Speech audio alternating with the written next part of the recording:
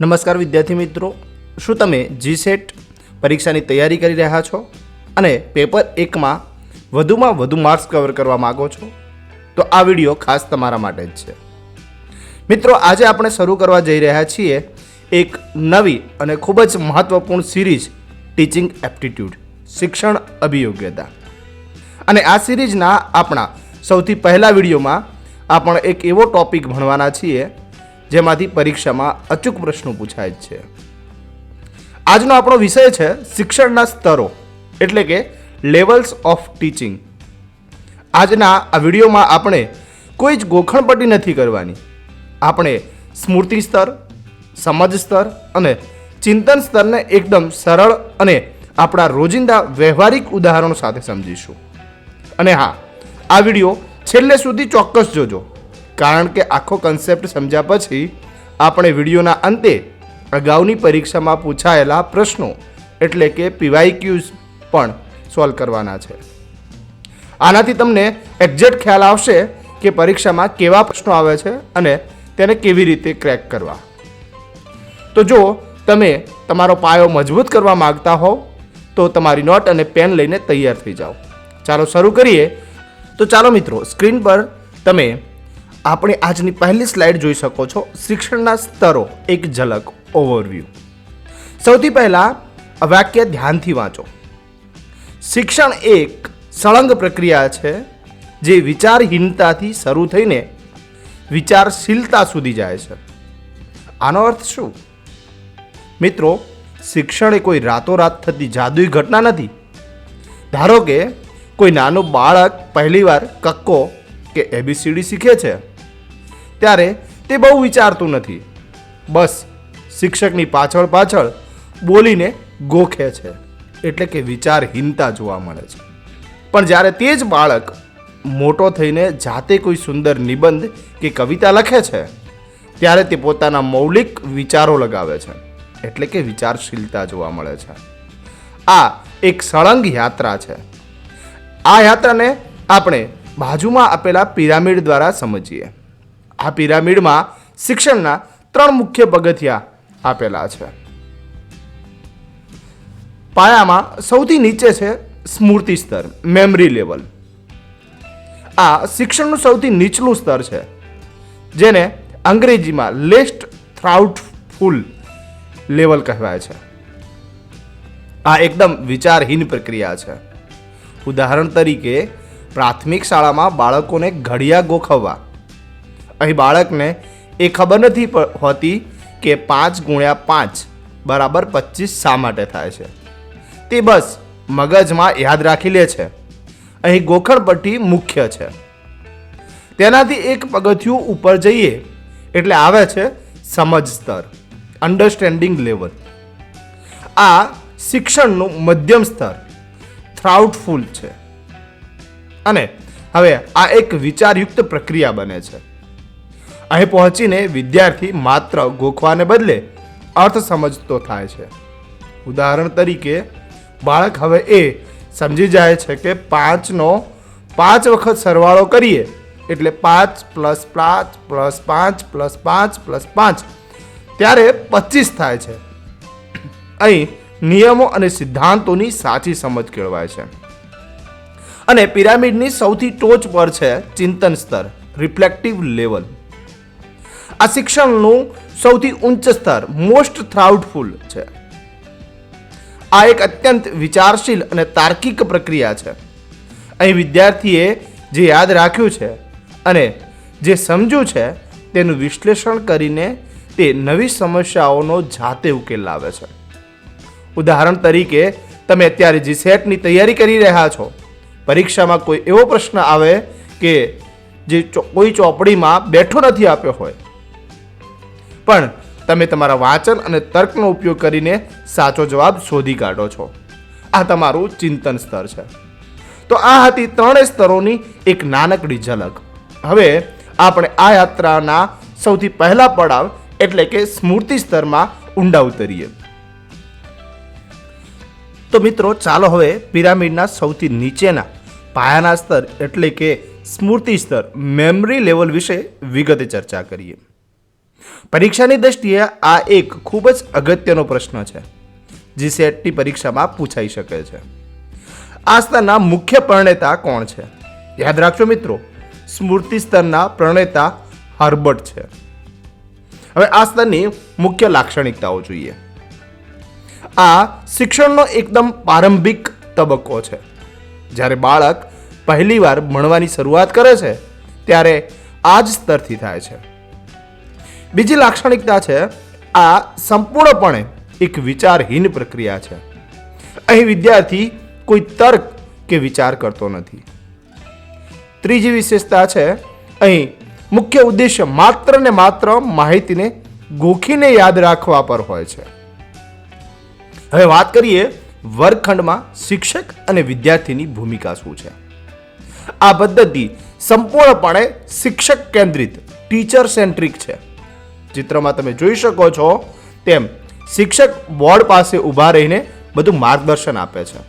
એટલે કે શિક્ષક અહીં અત્યંત સક્રિય, એક્ટિવ છે. તેની સામે વિદ્યાર્થીનું સ્થાન એકદમ ગૌણ છે. વિદ્યાર્થી માત્ર બેન્ચ પર બેસીને શિક્ષક જે કહે છે તે ચૂપચાપ સાંભળે છે અને તેને મગજમાં ઉતારી લે છે. અહીં વિદ્યાર્થી તદ્દન નિષ્ક્રિય, પેસિવ રહે છે. આ વસ્તુને આપણે સ્લાઇડમાં આપેલા ઉદાહરણ દ્વારા સમજીએ.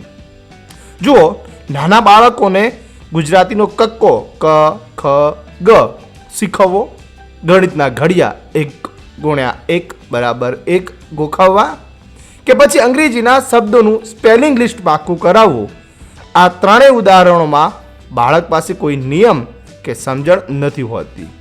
તે માત્ર બોલી બોલીને તેના મગજમાં પ્રિન્ટ કરી લે છે. તો પછી આ સ્તરમાં શિક્ષક પરીક્ષા કેવી રીતે લેશે? તેની મૂલ્યાંકન પદ્ધતિ કેવી હશે તેના વિશે જોઈએ. અહીં શિક્ષક મૌખિક કે પેપર એટલે કે લેખિત દ્વારા પરીક્ષા લે છે. આ મૌખિક કે લેખિત પરીક્ષા દ્વારા માત્ર ને માત્ર બાળકની યાદશક્તિ ચકાસવામાં આવે છે. એટલે કે બાળકને કેટલું યાદ રહ્યું છે તેનું જ મૂલ્યાંકન થાય છે, તેને કેટલું સમજાયું છે તે નહીં. તો મિત્રો, આ હતું આપણું સ્મૃતિ સ્તર. પણ વિદ્યાર્થી માત્ર ગોખણપટ્ટીથી આખી જિંદગી તો ન કાઢી શકે ને, એટલે આપણે એક ડગલું આગળ વધવું પડશે. ચાલો જોઈએ કે ગોખણપટ્ટી પૂરી થયા પછી શિક્ષણના બીજા સ્તરમાં શું થાય છે. આ છે આપણું બીજું સ્તર, સમજ સ્તર, અન્ડરસ્ટેન્ડિંગ લેવલ. સૌથી પહેલા પરીક્ષા માટે આ નામ ખાસ યાદ રાખજો. આ સ્તરના મુખ્ય પ્રણેતા છે મોરિસન. હવે આ સ્તરની કેટલીક લાક્ષણિકતાઓ જોઈએ. પહેલી લાક્ષણિકતા છે, સમજ સ્તર સુધી પહોંચવા માટે સ્મૃતિ સ્તર અનિવાર્ય છે. જ્યાં સુધી તમને પાયાની માહિતી યાદ ન હોય ત્યાં સુધી તમે તેને સમજી ન શકો. બીજી લાક્ષણિકતા છે, અહીં વિદ્યાર્થી ગોખવાને બદલે વિષયનો અર્થ સમજવા અને તેના પર પ્રભુત્વ મેળવવાનો પ્રયાસ કરે છે. ત્રીજી લાક્ષણિકતા છે, તે માત્ર છૂટાછવાયા તથ્યો યાદ રાખવાને બદલે તથ્યો અને સિદ્ધાંતો વચ્ચેનો સંબંધ સમજતો થાય છે. અને ચોથી લાક્ષણિકતા છે, તે નિયમોનું અર્થઘટન કરી પોતાના શબ્દોમાં નવા ઉદાહરણો આપતો થાય છે. હવે નજર કરીએ શિક્ષક અને વિદ્યાર્થીની ભૂમિકા પર. સ્મૃતિ સ્તરથી વિપરીત અહીં માત્ર શિક્ષક જ નહીં પણ વિદ્યાર્થી પણ સક્રિય હોય છે. શિક્ષક માત્ર માહિતી આપીને છૂટી નથી પડતો, પણ તે વિષય વસ્તુ સ્પષ્ટ કરે છે. સામે પક્ષે વિદ્યાર્થી મૂંગા મોઢે સાંભળવાને બદલે પોતાના ડાઉટ્સ ક્લિયર કરવા માટે સામા પ્રશ્નો પૂછે છે અને વર્ગખંડમાં ચર્ચા થાય છે. ચાલો ઉદાહરણ દ્વારા સમજીએ. પહેલું ઉદાહરણ લઈએ વ્યાકરણના નિયમો. માત્ર સંધિ છોડો અને જોડોનો નિયમ ગોખવો એ સ્મૃતિ સ્તર છે, પણ એ નિયમ સમજીને નવા શબ્દોની સંધિ જાતે છૂટી પાડવી એ સમજ સ્તર છે. બીજું ઉદાહરણ ગણિતના દાખલાનું લઈએ. ગણિતનું સૂત્ર યાદ રાખવું એ સ્મૃતિ છે, પણ તે સૂત્રનો ઉપયોગ ક્યાં અને કેવી રીતે કરીને દાખલો ગણવો તેની સમજ એ સમજ સ્તર છે. અને છેલ્લે જોઈએ આ સ્તરની મૂલ્યાંકન પદ્ધતિ. અહીં વિદ્યાર્થીની સાચી સમજ ચકાસવા માટે શિક્ષક ટૂંકા પ્રશ્નો અને હેતુલક્ષી પ્રશ્નોનો ઉપયોગ કરે છે, જેમાં ગોખેલો જવાબ નહીં પણ સમજીને લખેલો ટૂંકો અને સચોટ જવાબ આપવાનો હોય છે. સમજ સ્તર પછી હવે આવે છે શિક્ષણનું સૌથી ટોચનું પગથિયું, ચિંતન સ્તર, રિફ્લેક્ટિવ લેવલ. સૌથી પહેલા આ નામ ખાસ યાદ રાખજો. આ સ્તરના મુખ્ય પરિણેતા છે હન્ટ. જીસેટની પરીક્ષામાં આ નામ અવારનવાર પૂછાય છે, એટલે ખાસ નોંધી લેજો. હવે આપણે આ સ્તરની કેટલીક મુખ્ય લાક્ષણિકતાઓ પર નજર કરીએ. પહેલું છે આ શિક્ષણનું સર્વોચ્ચ સ્તર છે. આગળના બંને સ્તર સ્મૃતિ અને સમજ પસાર કર્યા પછી વિદ્યાર્થી અહીં પહોંચી શકે છે. બીજું છે આ સ્તર સંપૂર્ણપણે સમસ્યા કેન્દ્રિત હોય છે. અહીં ગોખણપટ્ટી કે માત્ર માહિતી સમજવા પૂરતી સીમિત રહેવાનું નથી, પરંતુ વાસ્તવિક જીવનની સમસ્યાઓને સામે મૂકવામાં આવે છે. ત્રીજું છે અહીં વિદ્યાર્થીઓમાં મૌલિક વિચારસરણી અને સર્જનાત્મકતા ખીલે છે. તે કોઈના ઉછીના વિચારો નહીં પણ પોતાના નવા વિચારોનું સર્જન કરે છે. અને ચોથી લાક્ષણિકતા છે સાથે જ અહીં આલોચનાત્મક ચિંતન એટલે કે ક્રિટિકલ થિંકિંગનો વિકાસ થાય છે. વિદ્યાર્થી કોઈ પણ વાતને આંખ બંધ કરીને માની લેવાને બદલે તેનું યોગ્ય અયોગ્ય મૂલ્યાંકન કરતો થાય છે. હવે જોઈએ કે અહીં શિક્ષક અને વિદ્યાર્થીની ભૂમિકા કેવી હોય. મિત્રો, અહીં આખું ચિત્ર બદલાઈ જાય છે.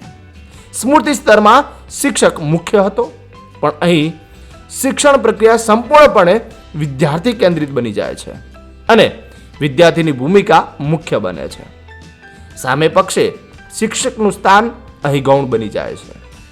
તે હવે માત્ર એક માર્ગદર્શક, ગાઈડ કે ફેસિલિટેટર તરીકે જ કામ કરે છે. તે વિદ્યાર્થીઓને જાતે શીખવા પ્રેરે છે. આ માટે વર્ગખંડનું વાતાવરણ અત્યંત મુક્ત અને સ્વતંત્ર રાખવામાં આવે છે, જ્યાં વિદ્યાર્થીઓ કોઈ પણ ડર વિના પોતાના વિચારો વ્યક્ત કરી શકે છે. ચાલો આ સ્તરને ઉદાહરણ દ્વારા પ્રેક્ટિકલ રીતે સમજીએ. પહેલું છે સંશોધન કાર્ય, રિસર્ચ વર્ક. જેમ કે યુનિવર્સિટીમાં પીએચડી કરતા વિદ્યાર્થીઓ, તેઓ કોઈ ચોપડી ગોખતા નથી પણ નવા વિષય પર જાતે જ રિસર્ચ કરે છે. બીજું છે પ્રોજેક્ટ વર્ક. વિદ્યાર્થીઓને કોઈ સમસ્યા આપીને જાતે જ માહિતી ભેગી કરી પ્રોજેક્ટ બનાવવાનું કહેવું. અને ત્રીજું છે સમસ્યા ઉકેલ, પ્રોબ્લેમ સોલ્વિંગ. પઝલ સોલ્વ કરવી કે કોઈ કેસ સ્ટડી પર કામ કરવું. છેલ્લે જો વિદ્યાર્થી આટલા ઊંચા સ્તરે ભણતો હોય તો તેની મૂલ્યાંકન પદ્ધતિ પણ તેવી જ હોવી જોઈએ ને. તો અહીં કોઈ ખાલી જગ્યા કે ખરા ખોટા પ્રશ્નો પૂછાતા નથી. અહીં નિબંધાત્મક પ્રકારના પ્રશ્નો પૂછવામાં આવે છે, જેમાં વિદ્યાર્થી પોતાના વિચારો વિસ્તૃત રીતે લખી શકે છે. આ ઉપરાંત થીસીસ લખાવીને તેમના સંશોધનનું મૂલ્યાંકન થાય છે. અને ક્યારેક ઓપન બુક એક્ઝામ પણ લેવાય છે, જેમાં પુસ્તક ખુલ્લું હોય છતાં જવાબ સીધો અંદરથી મળતો નથી. વિદ્યાર્થીએ પોતાની બુદ્ધિ દોડાવીને જ જવાબ લખવો પડે છે. તો મિત્રો, આપણે શિક્ષણના ત્રણેય સ્તરોને અલગ અલગ બહુ સરળ રીતે સમજી લીધા. પણ પરીક્ષાની છેલ્લી ઘડીએ એક જ નજરમાં ઝડપી રિવિઝન કરવું હોય તો ચાલો હવે આપણે ત્રણેય સ્તરોનો એક સાથે તુલનાત્મક ચાર્ટ જોઈએ. અત્યાર સુધી આપણે જે કંઈ ભણ્યા તે બધું જ આ એક જ ચાર્ટમાં સરસ રીતે ગોઠવેલું છે. ચાલો ફટાફટ દરેક મુદ્દાની સરખામણી કરીને રિવિઝન કરી લઈએ. સૌથી પહેલા વાત કરીએ મુખ્ય પરિણેતાની. સ્મૃતિ સ્તરના પરિણેતા હર્બર્ટ છે, સમજ સ્તરના મોરિસન છે અને ચિંતન સ્તરના પરિણેતા હન્ટ છે. પરીક્ષા માટે આ ત્રણેય નામ જોડકા સ્વરૂપે પૂછાઈ શકે છે. ત્યારબાદ જોઈએ વિચાર પ્રક્રિયા. સ્મૃતિ સ્તર એકદમ વિચારહીન છે, જ્યાં માત્ર ગોખણપટ્ટી પર ધ્યાન અપાય છે. સમજ સ્તરમાં પ્રક્રિયા વિચારયુક્ત બને છે, જ્યાં અર્થ અને સંબંધો સમજવા પર ધ્યાન અપાય છે. જ્યારે ચિંતન સ્તર એ અત્યંત વિચારશીલ છે, જેમાં તર્ક, કલ્પના અને સમસ્યા ઉકેલ પર ધ્યાન કેન્દ્રિત કરવામાં આવે છે. હવે વાત કરીએ મુખ્ય ઉદ્દેશ્યની. સ્મૃતિ સ્તરનો હેતુ માત્ર તથ્યો, માહિતી, સૂત્રો અને વ્યાખ્યાઓને કંઠસ્થ કરવી એટલે કે યાદ કરવી એ છે. સમજ સ્તરનો ઉદ્દેશ્ય વિષય વસ્તુનો અર્થ સમજવો, સંબંધ જાણવો અને સિદ્ધાંતો સમજવા તે છે. જ્યારે ચિંતન સ્તરનો મુખ્ય ઉદ્દેશ્ય સમસ્યા ઉકેલવાની ક્ષમતા, સર્જનાત્મકતા અને આલોચનાત્મક વિચારસરણી ક્રિટિકલ થિંકિંગનો વિકાસ કરવાનો છે. આગળ જોઈએ શિક્ષકની ભૂમિકા. સ્મૃતિ સ્તરમાં શિક્ષક મુખ્ય અને સક્રિય છે.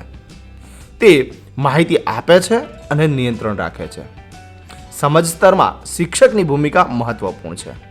તે વિષયને સમજાવે છે અને માર્ગદર્શન આપે છે. ચિંતન સ્તરમાં શિક્ષકની ભૂમિકા ગૌણ માર્ગદર્શક બની જાય છે. તે માત્ર વાતાવરણ પૂરું પાડે છે અને મદદ કરે છે. તેની સામે વિદ્યાર્થીની ભૂમિકા કેવી છે? તો સ્મૃતિ સ્તરમાં વિદ્યાર્થી માત્ર સાંભળનાર અને યાદ રાખનાર હોવાથી નિષ્ક્રિય રહે છે. સમજ સ્તરમાં વિદ્યાર્થી સક્રિય બને છે.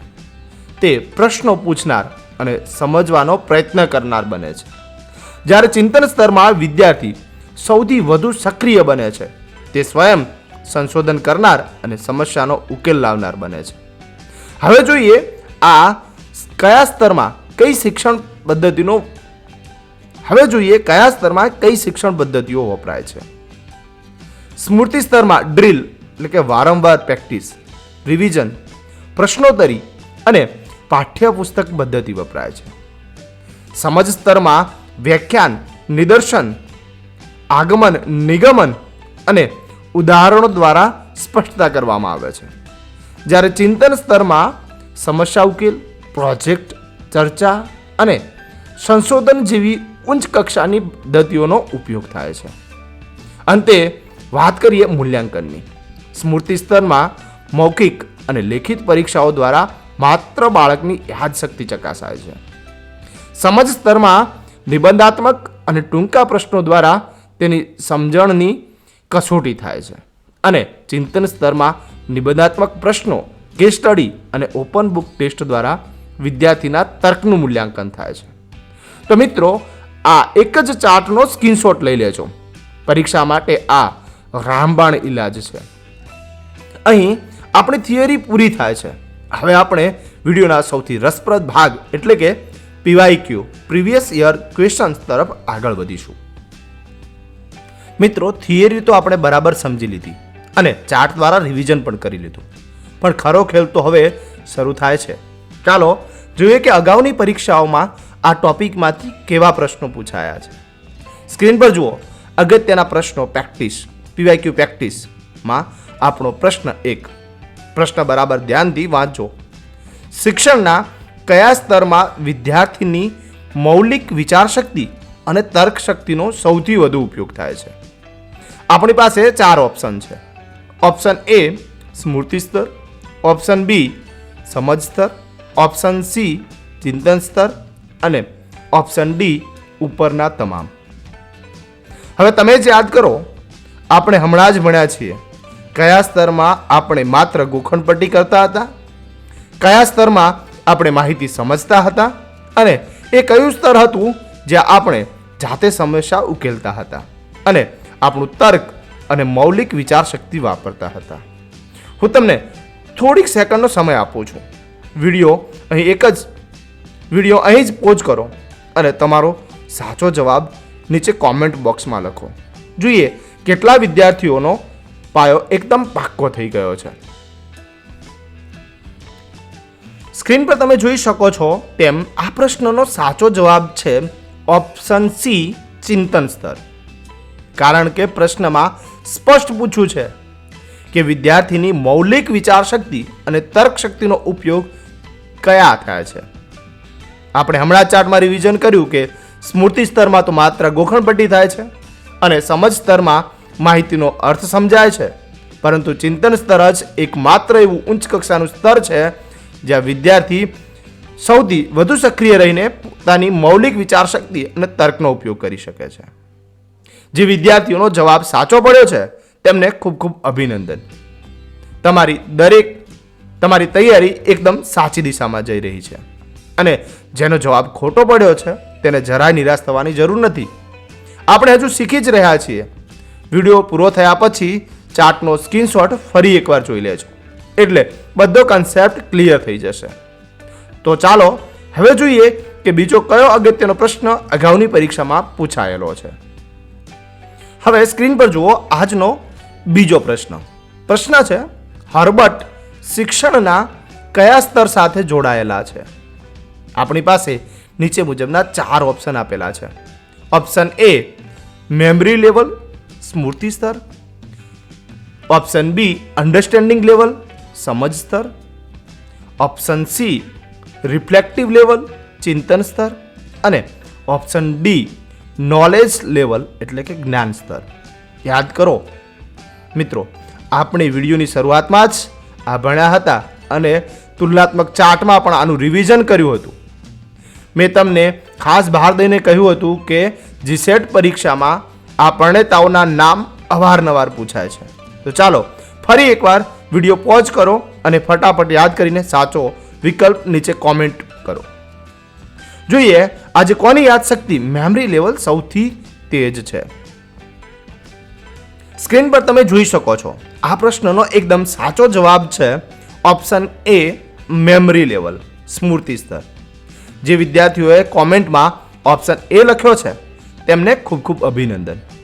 આપણે વિડીયોની શરૂઆતમાં જ ભણ્યા હતા કે શિક્ષણના પાયાના સ્તર એટલે કે સ્મૃતિ સ્તરના પ્રણેતા હર્બર્ટ છે. જો પરીક્ષામાં સમજ સ્તર પૂછાય તો મોરિસનને યાદ રાખવાના અને ચિંતન સ્તર પૂછાય તો હન્ટ યાદ રાખવાનું. તો મિત્રો, આ પીવાયક્યુ સોલ્વ કરવાથી તમારો આખો કન્સેપ્ટ એકદમ ક્લિયર થઈ ગયો હશે અને તમને એક્ઝેક્ટ આઈડિયા આવી ગયો હશે કે પરીક્ષામાં આ ટોપિકમાંથી કેવા પ્રશ્નો આવે છે. તો મિત્રો, અહીં આપણા શિક્ષણના સ્તરો લેવલ્સ ઓફ ટીચિંગનો આખો કન્સેપ્ટ સંપૂર્ણ રીતે પૂરો થાય છે. પરંતુ વિડીયો પૂરો કરતા પહેલા સ્ક્રીન પર જમણી બાજુ જુઓ. તમારા માટે એક હોમવર્ક પ્રશ્ન છે.